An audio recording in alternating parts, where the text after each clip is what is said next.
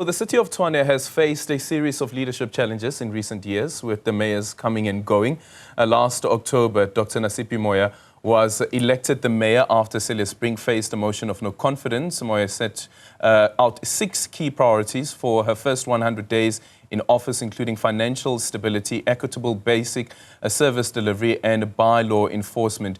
With the 100 days now passed, the question remains, has the city improved under the mayor's leadership? The city of Tshwane's mayor, Dr. Nasiphi Moya, is joining us in studio to have a conversation on the state of the capital. A very good morning to you. Thank you so much for making time for us this morning. Good morning, and good morning to the viewers at home. I do want to say our thoughts and prayers are with the families of the soldiers in the DRC. What's happening there is very tragic, so I think we just need to say that to the families. Yeah. What goes through your mind when you see news of soldiers dying in the DRC? Jeez, man. You know, when you want to serve your country, and that's how your country pays you back, I think that's sad. We want patriotic South Africans, but I do think that we as government must care about people. For a family to receive the news that their son just died like that, it's just not right. It's just not right. And I was saying to my colleagues, chances are we're just going to send more to replace the ones who have died. And it doesn't seem that we as government and South Africans have a hold of what is happening in the DRC. So we're just sending soldiers to the slaughterhouse. It's quite sad. It's quite sad. It's quite sad. Let's look at what's happening in the city of Tshwane. Since you've taken over as the mayor, I see you trend a lot. I see that the mayor trends a lot, but some people speak quite positively about the impact that they've seen since you've started being the mayor in the city. How would you describe those first 100 days in office? Firstly, we've not finished the 100 days in terms of our plan. It's still coming. That's why for the action plan. For the action plan. Yeah, oh, okay, you mean in terms of me in the office? Yeah. I think what has been the focal point is to do basics in the city, and that's what has been missing. Residents hardly ask you about investment opportunities that come to the city, but they ask you where you're going to patch potholes, when are you fixing street lights. So I think even the issue that makes me trend a lot, it's something that should happen every day across the country, the issue of bylaw enforcement. Yeah. And because it has not been there or promoted enough or not been seen enough, it looks like it's something amazing, but it's basic that we've got bylaws that needs to be enforced, and you need political leadership that will allow people to do that. Same as service delivery. So I think for me, we've done well in terms of doing the basics and starting there to say, let's do the basics, then the harder things will come. Yeah. And I saw, I can't remember whether it was an X from you or somebody else, where you saying that you would be in the city centre, I think every second week or something like that. Every week. Every week? Yes. Okay, so tell us about that particular program. So we then said we're going to have a Reclaim the City program. And I was telling colleagues yesterday that it's not just for the fun of it. So the CBD has been hijacked from all sides, whether it's the drug dens, whether it is people have hijacked the buildings, whether it's the private property owners who don't take care of their buildings, whether it's us as the city of Tshwane just abandoning our buildings and not doing anything about them. We then said, what do we do with the CBD? Because we can't allow the decay to go on any further. So we said, first of all, let's clean the CBD. We're going to reclaim it by making sure we enforce bylaws. We take informal traders, we put them where they belong, we designate spaces. We take taxis, we designate spaces for them to park, and then we start raiding and looking for illegal immigrants that the residents are complaining about. And also the issue of drugs in Sunnyside, for instance, the issue of scrapyards in Pretoria West. The reason why we're doing all of this, these buildings, something must happen about them, and we're looking at a potential investment summit in March, where we can say to private sector, these are the buildings that are available. Please come. We've got demands. One, we want business to come and settle in our city. Secondly, we want student accommodation for the universities in our city, and we want low-cost housing for the young professionals in our city. That is our interest. But we are saying you can't just say to someone, come to the CBD, at least make an effort and say, I've cleaned it out, it's safe, You can walk on our sidewalks, and that's basically what it's about. So we then committed to say at least once a week, there will be an intense operation. It doesn't mean in other days there's no work being done.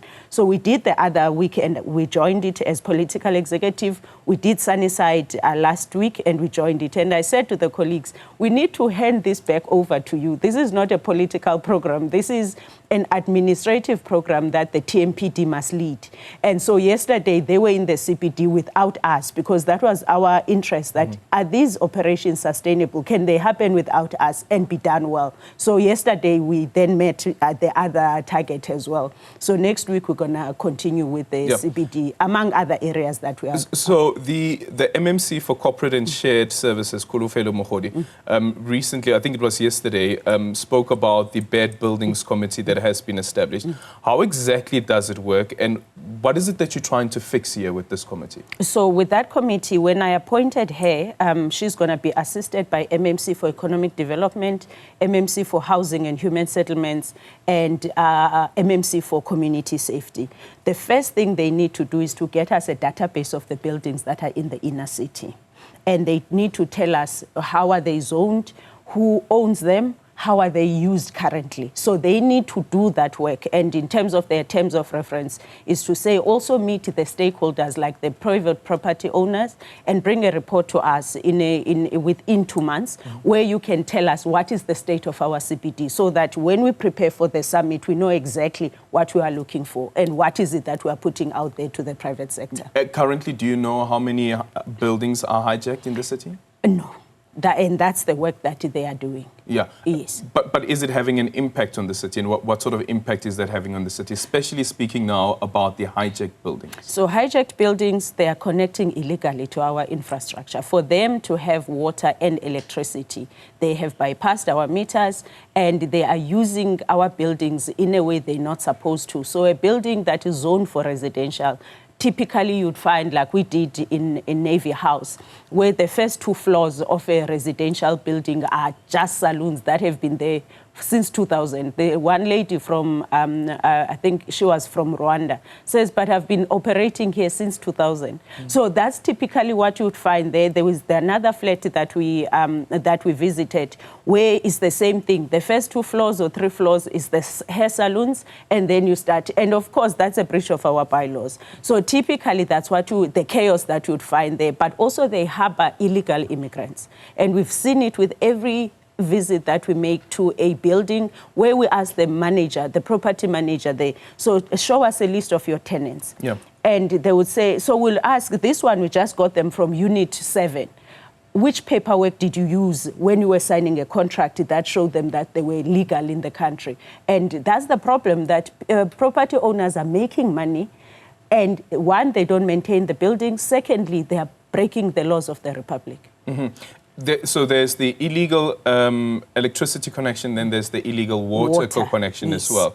And they don't pay their bills, by the way. They don't pay the bills. I just quickly want to bring up this post here from one of our viewers, who says that the mayor must come and remove those illegal connections to the Mamelodi Reservoir. We up to date with no payments, yet we up to date with payments, yet we don't have water due to those illegal connections. Speak to us about these particular incidents, the impact that it's having on the communities, and how you're resolving that. So Mamelodi, they've had issues since COVID, where there was a settlement there that hijacked the reservoir with the rifles, protected with rifles, until last year, when the illegal connections were disconnected.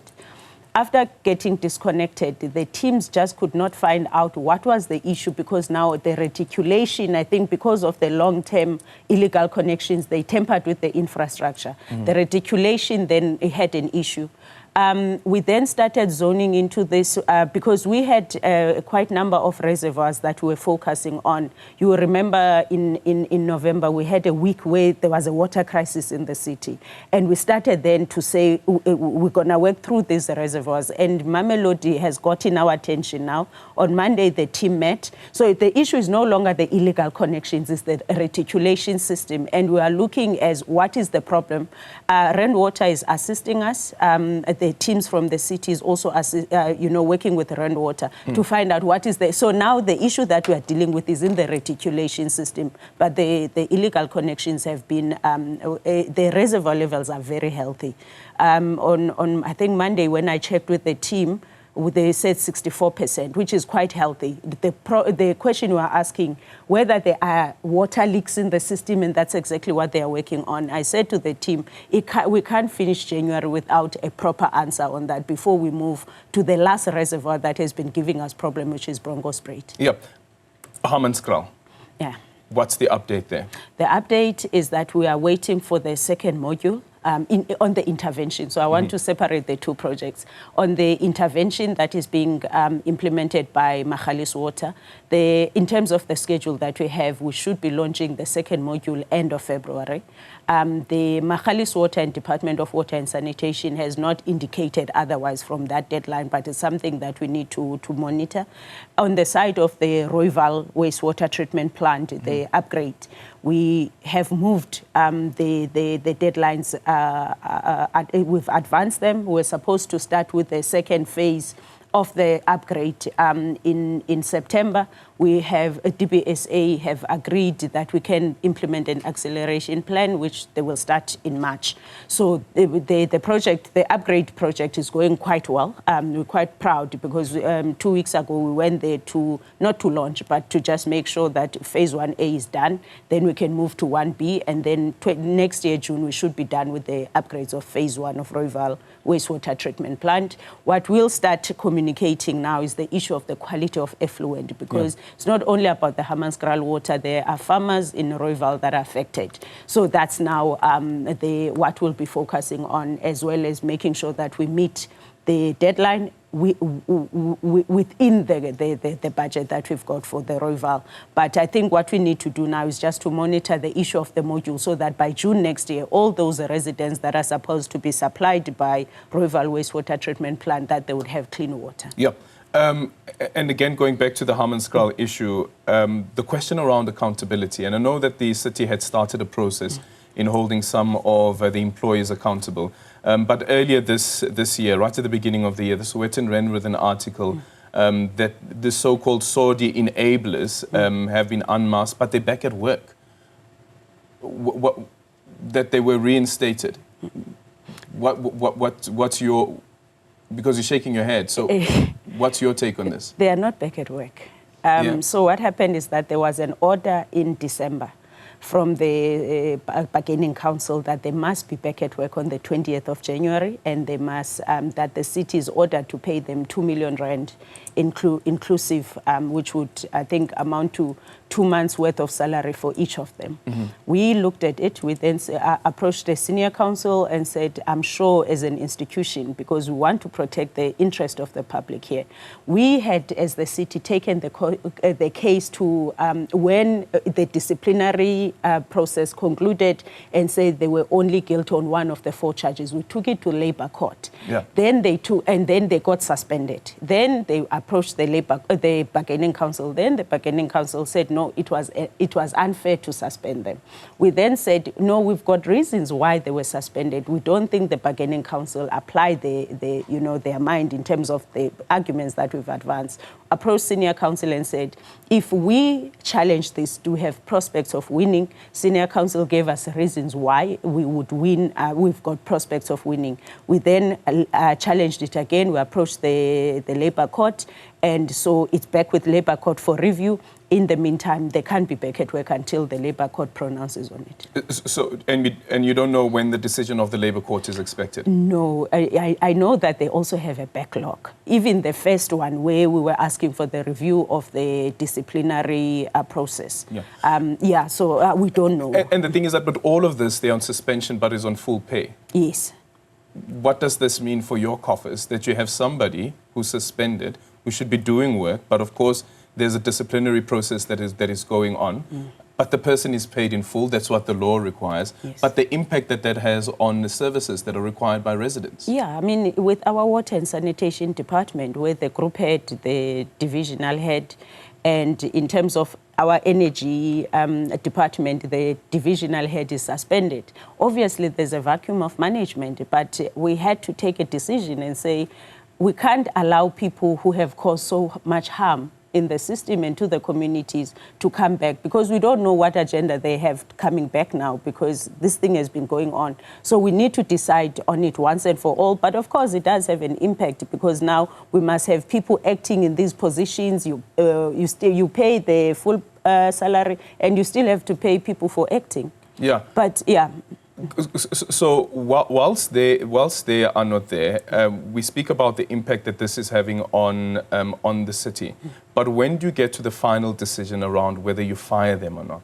When the Labour Court comes back, because already we're sitting with two decisions. One of the disciplinary process that said they are only guilty on one of the four, and then they said suspend them for a month without pay. That is the order. The sanction, yeah. The sanction, yes. And then this side, they say, in fact, you don't suspend them. So it's not that we're not sitting with decisions that are against the city. So now we are saying to Labour Court, we don't believe both. Can you please review and tell us if we are doing the right thing or not? So we depend now on the Labour Court. But there's no decision to fire them?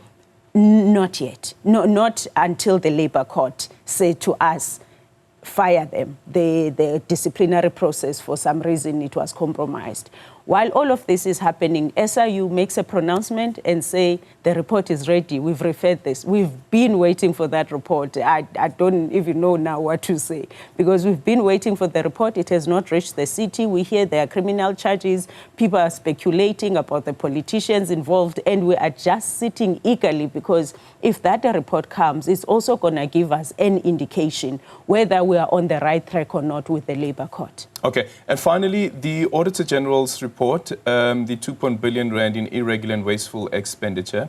Who takes accountability for this? And I'm also asking this on the basis, Mayor, that you're part of the previous administration as well. So who takes accountability for this? So in terms of the Auditor General report, they will tell you what caused it. Mm-hmm. So the root causes. And so they told us, for instance, that our control systems are weak. Our systems are non-existent. So they will give you the root causes, including them telling that our top management is incompetent. It's one of the 5 root causes of this. Now, what you're asking now, who takes accountability? Everyone who is in charge of the city must take accountability. Other causes are at a departmental level, others divisional head level, others at a council level, where they say there's no political oversight, or the political oversight is weak. Mm-hmm.